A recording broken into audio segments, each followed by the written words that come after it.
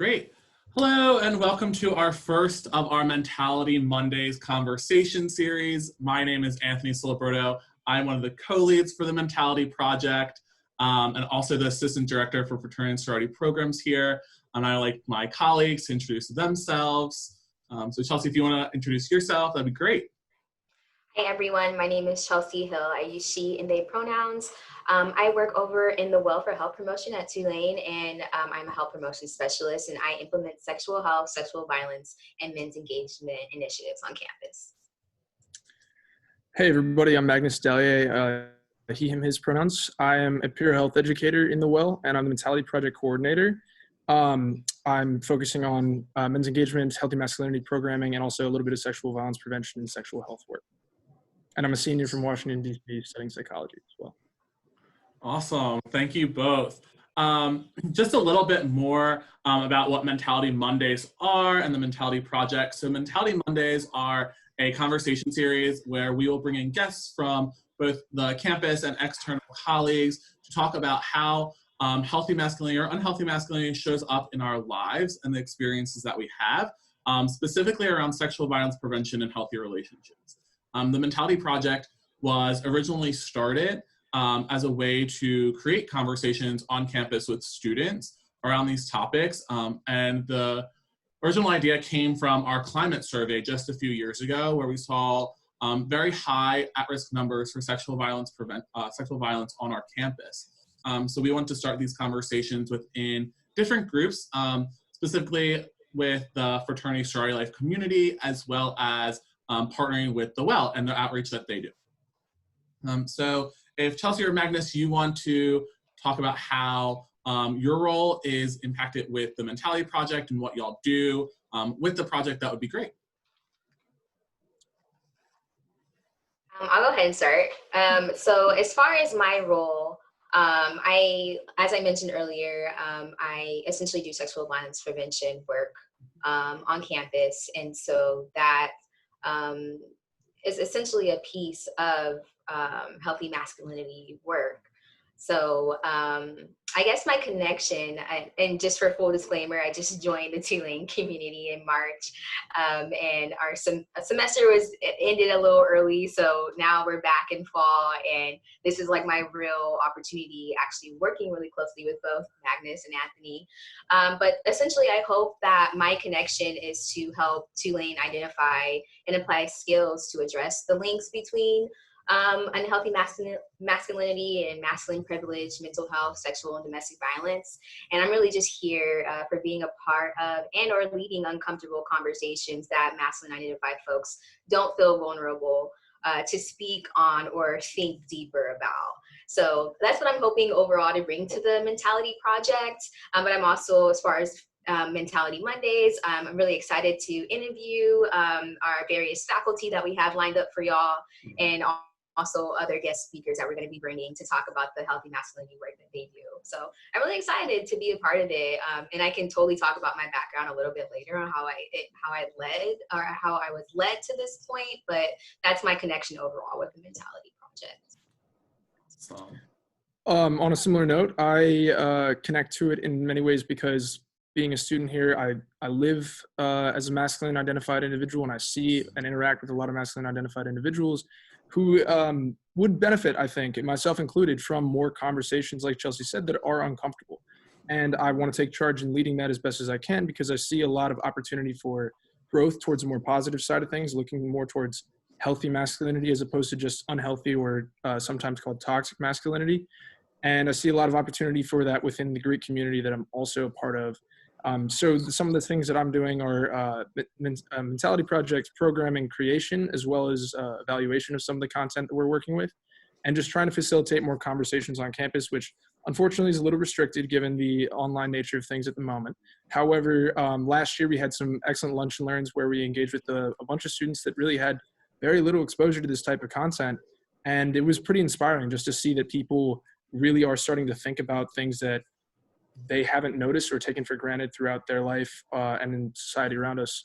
And it definitely seems like the work still needs to be done. There's a lot to be done, but I see progress and I see a lot of room for growth. So. Yeah, absolutely. the three of us, I will say, are all new to the project in some way. As Chelsea mentioned, they started in March. I started last May in a role in the Well and transitioned into Fraternity Sorority Programs, but still, working with our mentality project and co-leading it with Chelsea and Magnus. So this is all really new to us, and the program we've revamped completely from what it originally was. Originally, it was piloted as a cohort model with about 8 to 10 students in the cohort, predominantly from fraternities across campus. They met 4 to 5 times throughout the spring semester in spring 2019. And then after that, we kind of navigated where we wanted to go and assessed where we wanted to go with the program when we all joined the team. And we've been working together to kind of identify where the gaps are and what we can do, and just trying new things, right? We're living in a virtual world that requires a lot of flexibility, adaptability, and innovation. So that's really what we're about. We have a lot of great things lined up for Mentality, including Mentality Mondays and setting up a photo voice project, as well as a few other things with getting the cohort back started, and doing our lunch and learns. But I really want to dive into our backgrounds, into how we all are interested in this field and why we're invested. So if Chelsea, you want to start off on what your background is and how you wound up as a health promotion specialist at Tulane. Yeah, so kind of all over the place journey, but mostly passionate about public health, I would say, is where that stemmed from. Before I came to Tulane, I previously worked as a victim advocate / health educator for teens who experience dating abuse, sexual assault, bullying, and domestic violence. And so overall, that worked. Essentially also as well, I was teaching healthy relationship education curricula. And that helped mold me into someone who became passionate about uprooting patriarchy and cultivating healthy masculinity in our society. And like I was saying, my role was to essentially teach teens about power and control and how patriarchy was one of those root causes and risk factors for having a society that stems from that system of oppression. And personally, I see how living in a patriarchal society has impacted not only me as a feminine identified person, but how it has, like Magnus was saying, impacted our masculine identified folks. And so, that really opened my eyes to, there's different things that we have to tackle to overall prevent sexual violence and violence in our society, but tackling the system of patriarchy definitely has been one of the things that I'm pretty much passionate about. And so, like I said, I'm really here to have those uncomfortable conversations, bridge gaps in knowledge, link our students to resources that they may not know about, just really open up our understanding and change the norm of what we've had on Tulane and in our society of cultivating a culture of healthy masculinity, respect, but overall just being a decent human being. So, yeah. For sure. Yeah, going along with that, I also see that there's a lot of room both at Tulane and in society at large for culture change and perspective change that will hopefully influence the way that we interact with each other in a more healthy way and make us, like Chelsea said, into better people. With that, though, my background is more psychology focused, more related to the individual. And I believe genuinely that communal change has to start with individual change. And I think that being able to engage students on a more direct and interpersonal level will hopefully help them learn and integrate some of these perspectives into their lives in a better way that will facilitate greater change on Tulane's campus and hopefully then wherever they go beyond Tulane. So going along with kind of what Chelsea said, there's obviously a lot of work that needs to be done surrounding the things we take for granted, the way that we are sort of indoctrinated into society in a large part. But I think individually recognizing where those boundaries start and end, and how we can buy into them or how we shouldn't buy into them in different ways, and what aspects are healthy versus what aspects are unhealthy, can sort of bring people more towards the middle of the road that will be a more productive and constructive way to live. So that's my goal with this, and that's sort of how my background has influenced me to do this work. Awesome. Yeah, and Magnus, I'm glad you brought up the individual to communal level, because that also impacts my background and how I work and develop programming. I follow the socio-ecological model a lot. I've done in higher ed, so super nerdy with student development theories and how to utilize those in the work that we do, especially around the individual level and communal level. Yeah, so I also just got started with this before I started at Tulane. I was a graduate student at Ohio University in the health promotion office, and my role specifically focused on power-based personal violence harm reduction. So all things under that umbrella, including stalking, hazing, sexual misconduct, dating violence, domestic violence, all of those things. I was co-leading that with my direct supervisor and the programming initiatives around that. And through that, I really got more involved within fraternity and sorority life at Ohio University, developing programs specifically for fraternities and sororities based around those topics. I really got involved in this as a junior in college.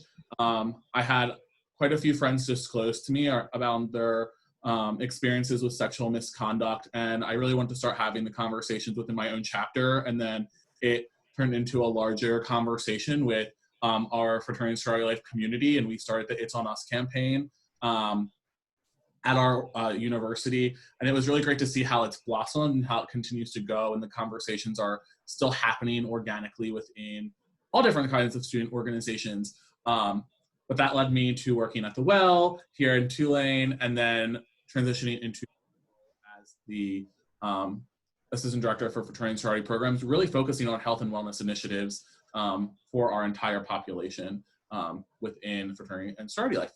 So with that being said, just want to talk a little bit more about Magnus. What was your experience like with the pilot program, really getting it started? You, I feel like, are the resident expert there, seeing as Chelsea and I hadn't started at that point. So you want to talk about that and like where you've seen the work go since starting as the Mentality Project Coordinator.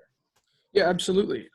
So I, like Anthony said, in the spring of 2019 was a participant in the Mentality Project cohort that was predominantly just fraternity men, and it was a great experience, but it was also a limited experience. It was about 8 guys maybe, and we did have some conversations, but there were a lot of boundaries and sort of barriers to what we could talk about, because it didn't feel as genuine as I would have hoped. And I think that now, because we've worked to make the programming that we're doing more inclusive, not just for fraternities, not just for sororities, but across all of Tulane's campus, there's been a little bit more engagement from different perspectives that I think is really useful.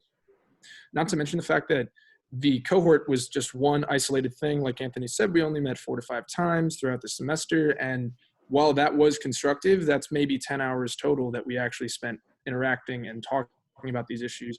And while for me, that meant that I was thinking about it after I would leave the room, and it was something that I was beginning to think about more and more throughout the weeks that would come, I didn't really notice that much of a communal discussion around it, whereas the Mentality Project now is a vast campaign of different types of programs. We have keynote speakers, we have workshops, we have the lunch and learns that I mentioned, and we have all kinds of online interactions as well now that we're starting to branch out and do, including these Mentality Monday conversations. And I think that just hits multiple different angles and brings in multiple different perspectives that we really weren't getting there. So I'm very excited to see where that goes, especially with a lot of the people that we're going to be bringing on for this conversation series, just seeing sort of what it looks like all over Tulane's campus from all different eyes. Awesome. Great. Chelsea, do you have anything to add about, getting to see the curriculum that was before and how we've kind of shifted to more intentional programming model versus the original setup? You're saying from last semester to this one? Yes. I mean, this is definitely different because of the virtual Right. aspect of it. Yeah. And like I think you were previously saying we had cohorts, we had those small intimate groups. So yeah, I think the biggest thing is that we just had to really change the format of how we still reach our students here at Tulane, is what I see. But I think that overall the pillars that mentality stands for and what the work that we're trying to accomplish, I think that hasn't changed at all. So I hope that you guys still see that we're still continuing this work, even though we've transitioned to only on Mondays and we're virtual right now. Yeah, absolutely. It is quite the adaptation that we have to go through with everything that we're doing. Great. Just to talk a little more about mentality, our three pillars are mentorship, engagement, and networking. And we really strive to create programming and opportunities around those three pillars. And it is open to anyone, right? We view masculinity as an identity that anyone can hold. So it's really important that we center our programming that can be intentional and collaborative with campus partners across the Division of Student Affairs and through academics. Really meet the needs of our students, right? I feel like these conversations need to happen across the board with both students, faculty, and staff, whether it's around like language that we're using or the ideas that we have. I think one of my favorite programs and the highlight of doing some of this work last semester was our lunch and learns. And you just could see the light bulbs going off with students when we did our the man box activity, where we used some of Magnus's psychology background to look at childhood to adolescent to adult psychological processes and behavioral patterns and things like that, which was really great. I'm really excited for our virtual programming model that we have going on with Mentality Mondays and the opportunity for the three of us to engage with different colleagues that maybe we haven't had the opportunity to just because of some of the other projects that we do or have been tasked with or pulled in different directions. So I'm super, super excited for that. Do y'all want to talk about some of the guests that we have coming up or some of who might be on our conversation series? Yeah, absolutely. So this month we should be having Dr. Archie from the Counseling Center, as well as Logan Chapman, who's a success coach in the Student Success Center. And that's going to be an awesome conversation just because we're going to be talking about help-seeking behaviors, which is something I'm very familiar with and interested in with the psychology background, but getting sort of that look at not only mental health, but also academic success and well-roundedness. How does that relate to the pressures that we feel dependent upon masculinity, and how can that manifest in unhealthy or healthy masculinity? What is a healthy way to seek help? What is an appropriate way to seek help? So very excited about that conversation. I know following after that, we're going to be interviewing Tim Musso, who has actually been a guest speaker at Tulane before. So really excited to have him back. And he has worked in the field of sexual violence prevention and masculinity for a while. And so it'll be nice to get to know. I have some questions about, the things that he's experienced, what he's learned, the gaps that he sees in the healthy masculinity field, and just overall, like his experiences as someone that is passionate about this work. So I'm really excited to interview him. And I know as well, a couple of other folks from the Well are pretty excited to chime in on these conversations and talk about the work that they do and how that coincides or at least impacts the work that we're doing with Mentality Project. I'm not too sure if there's anyone else you want to add in, Anthony. Yeah, for sure. So also some colleagues from my office will be joining us and talking about really how the partnership between the Well and Campus Health and Fraternity Sorority Programs started with this project, and how it was designed and built into both my role and Chelsea's role, and how it's set up to, partner with each other and play off of the work that each of us are doing in our respective fields. And then also we'll have some representatives from Title IX joining us. I'm really excited to have my mentor join us from Ohio University. He actually just got a new job as a prevention educator at SUNY Brockport. So really excited to have Matt Hall join us as well, because he has been doing this work since undergrad and continue to do it, and really inspired me to also get into the field and do that. And just also reached out to like our friends and faculty and staff to join us. So we're really excited to see who else will be joining us in the future and what we have lined up for y'all. We'll be continuing it through the spring as well. So it won't just stop at the end of fall. We'll be continuing this model into the spring and hopefully into the future, because I think it's definitely feasible for a lot of people to hop on and just have a really great conversation about these topics with us. So I'm super excited about the future. I'm excited to work more with Chelsea and Magnus and create something that's sustainable for the Tulane community. Agreed. Yeah, I'm very excited to see what the semester holds and then what the future holds beyond. So it'll be great. Yeah. Magnus, you're a senior. We're gonna miss you. Yeah, I'm regrettably leaving, but also excited for what's going to come beyond then. So, but I think It's better after this. Yeah, hopefully. I don't know though. The work that I've been able to do here and the experiences I've been able to have here have really left their mark on me, and I would hope that it continues to do that for future students that choose to engage with this. And I certainly think that at least on some level, anyone who can come to the table and open their mind to what we're talking about will very likely walk away thinking in a hopefully healthier manner than they were before. So. Yeah, absolutely. And I think if you're watching, right, let us know what ideas you have to help grow the Mentality Project, and if you'd like to be a guest on Mentality Mondays, we're totally open to adding more people to our conversation lists and just having really great informative conversations. Do y'all have anything to add before we kind of sign off here? I think that's it. Just, yeah, like Anthony said, if you're watching, please send in any suggestions you have and let us know, give us your feedback, let us know what you think, what you want to see, and hopefully if you want to engage more and possibly be a guest, absolutely let us know. That's 100% encouraged.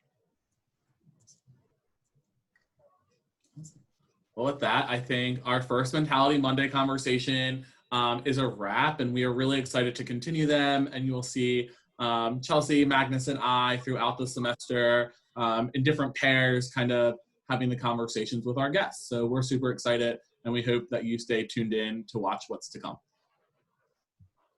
All right, bye, y'all. Bye, guys. Bye-bye. Thanks for watching. Thank you.